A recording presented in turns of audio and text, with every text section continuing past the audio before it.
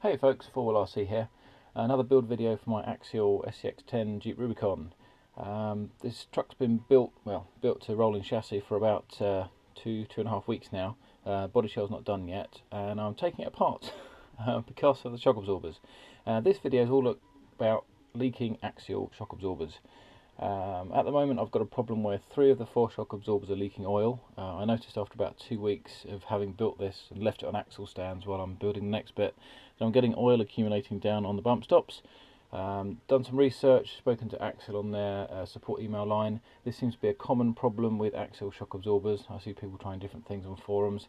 Axial have said it may be that the O-rings weren't manufactured to tolerance, and they're posting some to me apparently. I haven't received them yet, but what I am going to try as the first part of this video is some Tamiya O-rings. This is Tamiya part number 50597. Got these off of eBay. Basically they're 3mm internal diameter O-rings. The red spec, which is slightly harder. Tamiya do a number of different colour O-rings. Some are softer, some are harder. I've read some people saying these are quite good with regards to stopping leaks.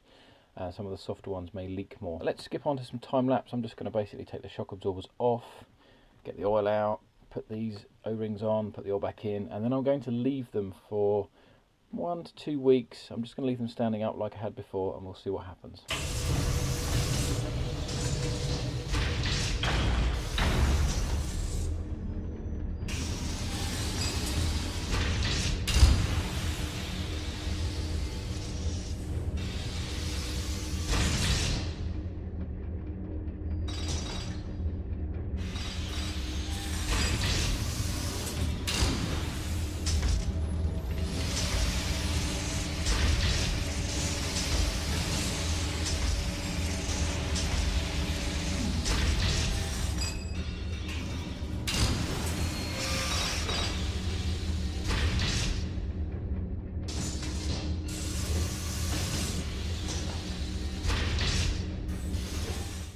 Okay, so I've got all the standard shock absorbers apart now, and I'm trying to fit these new Tamiya part number 50597 red O-rings. Internal diameter of the O-rings fine, fits on the shaft nicely, but the outside diameter is very slightly larger than the standard axial ones, which means that I'm having trouble fitting them. They are a real tight squeeze to get in there. They don't just slide in the hole there. You have to push them in, and obviously with fingernails or screwdrivers it's proving tricky not to split them. Anyway, I'm going to persevere and try and get the second O-ring squeezed in there. So I'm putting my shock shaft back in the shock with no O-rings, and the shaft is a bit oily, and I'm making sure I've actually got some oil on my finger. What seems to be working quite well is if you get a generous bit of oil on the O-ring. I'll bring the second O-ring in. Now remember, there's no spacer now, but by default you have axial O-ring, black plastic spacer, axial O-ring. I'm just doing 2 Tamiya O-rings. Now the first one, this is the difficult one to fit. You do have to squeeze this all the way around, and it's a bit tricky with oily hands. Right, so what works well is if you start on one side of the O-ring and push down. Now be really careful that you're not doing this with anything too sharp and you're not putting too much force on, otherwise you will split these O-rings.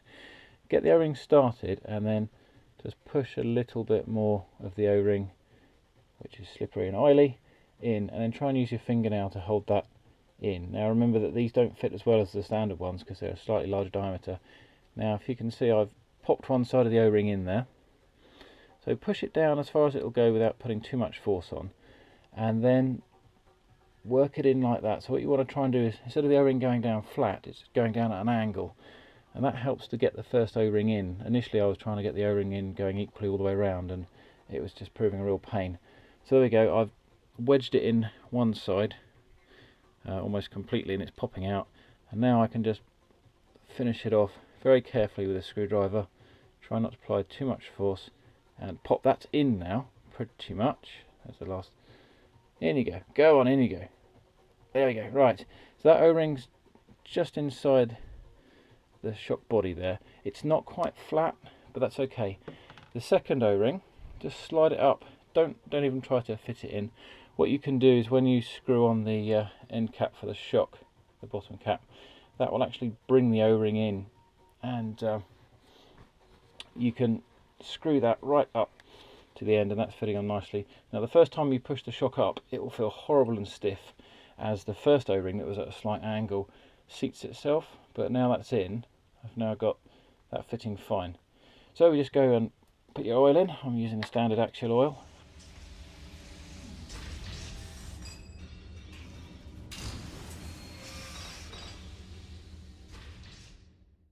Okay, so all done. Shock absorbers are reassembled back on the truck. So we've got some bits left over. You should have left over all of the original Axial red O-rings and black plastic spacers for the shock seals. You should have 4 sets of those. Put them in a safe place. And also 4 of these self-tapping M3 by 18mm screws. I've replaced those for the top of the shock towers with threaded screws instead. That's the HPI part Z356. Shocks feel pretty much the same as they did before, to be honest with you. I did compare the shaft action just with the shock disassembled, just sliding the shaft with the new Tamiya O-rings compared to the Axial O-rings. Didn't feel a lot different, to be honest with you, but hopefully they hold some oil in. Now we're going to let gravity and time take over. I'll be keeping an eye on these for the next couple of weeks, and we will clip that into the back of this video and we'll see what happens. It's been a couple of weeks since I put the Tamiya O-rings into these Axial SCX10 shocks. Good news overall with regards the shock absorbers. It's difficult to see in this light, but they haven't leaked as much. Now I'm not saying that they haven't leaked at all. I have been flexing the suspension quite a lot, fiddling around with links and checking clearances, and there are signs of oil at the bottom of the bump stops again. Not quite as bad as before, considering it didn't move around, but you know, if me in my workshop just moving the suspension quite a bit, testing stuff is making them dribble now, you know, when it goes out on the trail and gets used, I think they're still going to leak. So to summarise this video, they leak out the box generally. I've tried some different O-rings which seem to make it better, i.e. leaking less, but not perfect. The rate of oil loss I guess you could live with. Personally I'm not particularly happy with it. I'm going to look at some different shock absorbers, but by all means, you know, if you've got a problem with your shocks, a cheap, not a complete fix, but certainly improving the situation, try some different O-rings.